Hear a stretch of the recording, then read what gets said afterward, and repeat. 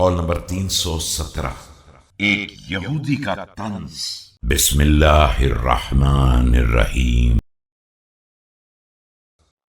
فقال له عليه السلام بعض اليهود ما دفنتم نبيكم حتى اختلفتم فيه، فقال له انما اختلفنا عنه لا فيه۔